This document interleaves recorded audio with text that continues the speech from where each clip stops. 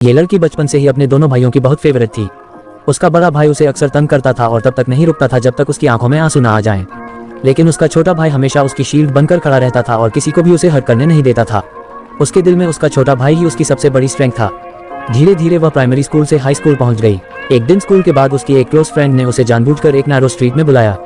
उसने बिना किसी डाउट के हाँ कर दी। जैसे ही वे वहां पहुंची, कुछ बुली गर्ल्स ने उसका रास्ता रोक लिया।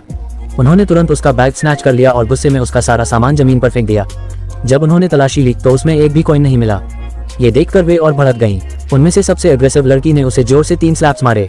फिर उनकी नजर उसकी फ्रेंड पर गई। खुद को बचाने के लिए उस सहेली ने तुरंत ट्रूथ बता दिया, इसके पास डॉलर्स हैं। उन लड़कियों ने उसे दीवार से जोर से पुश किया और उसके पर्स से $50 निकाल लिए।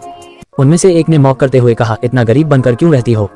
फिर उन्होंने थ्रेटन किया, कल $500 लेकर आना नहीं तो तुम्हारी टांग तोड़ देंगे। इतना कहकर वे वहां से चली गईं। उनके जाते ही उसकी सहेली अपोलोजाइज करने लगी, मुझे समझ नहीं आया क्या करूं, मुझे फॉरगिव कर दो।